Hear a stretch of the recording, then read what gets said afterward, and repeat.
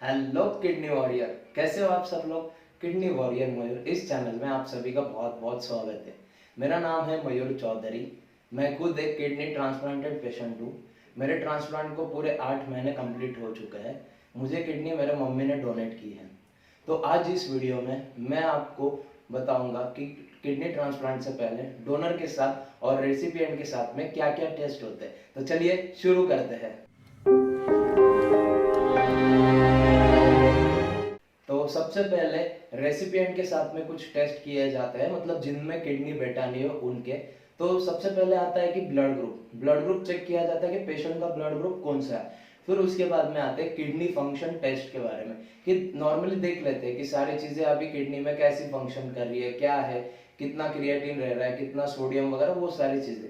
और फिर आती है serology test, HIV, HCV, HbS, ये सारी चीजें नॉर्मल है या नहीं देखे जाते हैं। कहीं आपको पीलिया जॉन्डिस जैसी कोई बीमारी तो नहीं है, ये सारी चीजें फर्स्टली चेक किए जाती है। फिर उसके बाद में आता है आपकी लीवर फंक्शन टेस्ट। ये चेक किया जाता है कि आपका लीवर सही से पूरी तरह से काम कर रहा है या नहीं।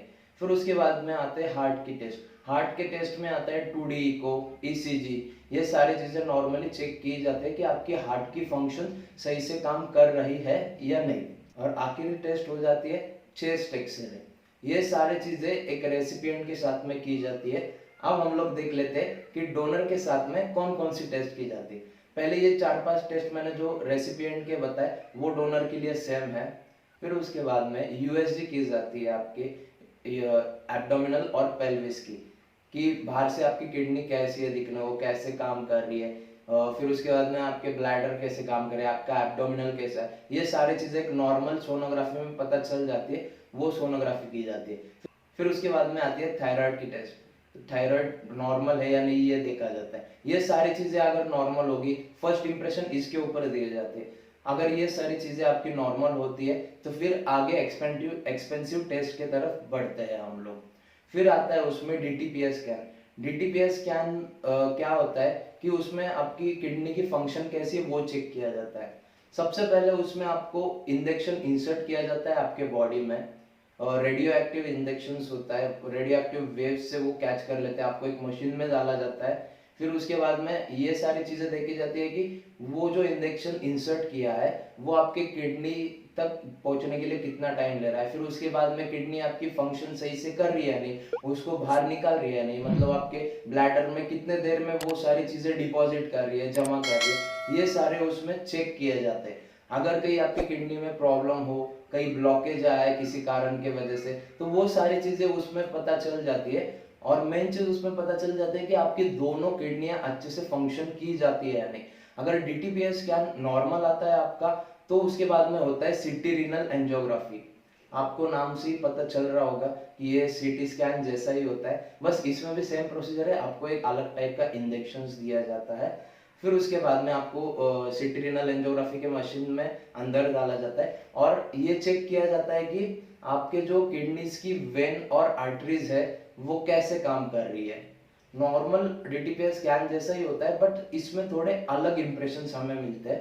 तो इसमें सारे वेन्स, आर्टरीज कैसे काम कर रही है, कितने देर में बाहर सारा फ्लश आउट कर रही है, ये सारे चेक किए जाते हैं। और डॉक्टर एश्योर हो जाते हैं इसमें से कि जो डोनर है उनकी दोनों किडनियां सही से काम कर रही है। डोनर अगर एक किडनी डोनेट करता है तो उसके बाद में एक किडनी पे पूरी लाइफ अपनी गुजार सकता है। ये सारी चीजें चेक की जाती है। अगर ये एश्योर हुआ, ये सारी चीजें आपके नॉर्मल रही, तो फिर उसके बाद में हम लोग आते हैं थर्ड और लास्ट स्टेज के ऊपर, जो उसमें टेस्ट होते हैं वो HLA typing, cross matching, CDC, ये सारे टेस्ट होते हैं। अब आप लोग थोड़ा सोच रहे होंगे कि ये क्या है, मतलब फर्स्ट टाइम हम लोग नाम सुन रहे हैं। हाँ, HLA टाइपिंग मतलब आपके जो टिश्यूज होते हैं पेशेंट के और जो डोनर के, वो मैच कर रहे हैं नहीं। ये जो टेस्ट है ये दोनों में कॉमन है, मतलब HLA टाइपिंग, CDC और क्रॉस मैच, ये दोनों में कॉमन है, मतलब रेसिपिएंट का भी किया जाता है और डोनर का भी। और ये एश्योर किया जाता है कि जो डोनर का किडनी है वो बैठाने के बाद में रिसीवर में कोई रिएक्शन तो नहीं करेगा, कि सारी चीजें मतलब ब्लड ग्रुप अंदर जाके कोई रिएक्ट तो नहीं कर रहा है। अगर ब्लड ग्रुप मैच नहीं होता है तभी भी चलेगा, बट ये अंदर जाके कोई रिएक्शन होता है या नहीं ये देखते हैं। फिर उसके बाद में टिश्यूज में कोई रिएक्शन है या नहीं, ये सारे चीजें देख लेते हैं। अगर ये सारी चीजें भी ओके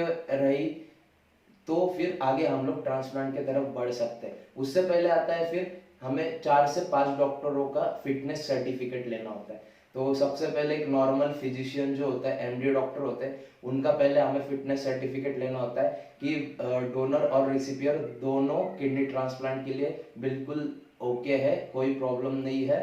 फिर उसके बाद में आता है अपना यूरोलॉजिस्ट, जो ट्रांसप्लांट करने वाले हैं, जो आपके सर्जन है, वो सारी चीजें एक बार एश्योर्ड कर लेते हैं आपके रिपोर्ट्स के आधार पर कि ये सारी चीजें नॉर्मल है और हम लोग अभी ट्रांसप्लांट की तरफ बढ़ सकते हैं, और वो सारा डाटा अपने पास स्टोर कर लेते हैं।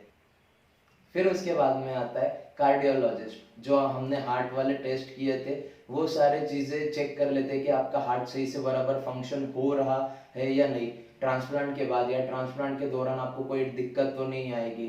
तो ये सारी चीजें एक बार श्योर होने के बाद में वो भी डॉक्टर अपना फिटनेस सर्टिफिकेट दे देते हैं। फिर आते हैं साइकाट्रिस्ट। हाँ, हमें साइकाट्रिस्ट से भी अपना फिटनेस सर्टिफिकेट लेना होता है कि अपनी दिमागी संतुलन सही से काम कर रही है या नहीं, मतलब हम लोग स्टेबल है या नहीं, ये सारी चीजें देख लेते हैं। फिर उसके बाद में आता है पैक, मतलब एनेस्थीसिया वाले डॉक्टर। एनेस्थीसिया वाले डॉक्टर आपसे ये सारी चीजें पूछते हैं कि आपको कोई एलर्जी तो नहीं है, कोई रिएक्शन तो नहीं होता है, अगर आपका पहले कभी ऑपरेशन हुआ है या एनेस्थीसिया आपको पहले कभी दिया गया है तो उस दौरान आपको कोई रिएक्शन हुआ या एलर्जीज हुए, तो वो सारी चीजें एक बार आपकी कंफर्म कर लेते हैं। हाँ, अगर इसमें एक टेस्ट और बढ़ जाती है, अगर आपके जो डोनर है वो एक लेडीज है, कोई लेडीज आपको डोनेट करना चाहती है, या फिर रेसिपिएंट लेडीज है, तो उनका एक टेस्ट होता है जिसको हम कहते हैं मैमोग्राफी। उनके ब्रेस्ट की स्कैनिंग की जाती है और ये कंफर्म कर लिया जाता है कि उसमें कोई दिक्कत तो नहीं है या फिर ब्रेस्ट कैंसर जैसी कोई बीमारी तो नहीं पनप रही है। तो ये सारी चीजें चेक की जाती है और उनका एक फिटनेस सर्टिफिकेट एक गायनेकोलॉजिस्ट दे देता है कि ये सारी चीजें नॉर्मल। मतलब आप मान लो कि जो डोनर है उनके साथ में पूरे टेस्ट होते हैं, मतलब सर से लेकर पैर तक के सारे टेस्ट किए जाते हैं, सारे पार्ट, सारे ऑर्गन्स चेक किए जाते हैं। ठीक है, ये तो थे कुछ टेस्ट डोनर और रेसिपिएंट के। अगर ये सारे टेस्ट नॉर्मल आ जाते हैं, सब कुछ ओके आ जाते हैं, तो आप ट्रांसप्लांट के लिए रेडी हो, तो हम लोग ट्रांसप्लांट की तरफ बढ़ सकते हैं। इसके बाद में आता है डॉक्यूमेंटेशन का वर्कअप, कि कैसे लीगली हम लोग सारे डॉक्यूमेंटेशंस करते हैं, कैसे गवर्नमेंट हमें ट्रांसप्लांट के लिए परमिशन देता है। तो अगले वीडियो में मैं ये आपको सारी चीजें समझाने वाला हूँ। फिर उसके बाद में मैं आपको ये भी बताने वाला हूँ कि डोनर और रेसिपिएंट के साथ में ट्रांसप्लांट से पहले वाले दिन क्या होता है, ट्रांसप्लांट के दौरान क्या होता है, और ट्रांसप्लांट के बाद कैसे सारी चीजें होती है। ये सारी चीजें मैं आपको इस चैनल में समझाने वाला हूँ। तो फिर आप मेरे चैनल को सब्सक्राइब कीजिए, लाइक कीजिए और ज्यादा से ज्यादा शेयर कीजिए। और हाँ, मेरे चैनल पे आपको डायलिसिस रिलेटेड भी बहुत सारे वीडियोस मिलेंगे, तो एक बार जरूर चेक कीजिएगा। और हंसते रहिए, मुस्कुराते रहिए, और मिलते हैं अगले वीडियो में।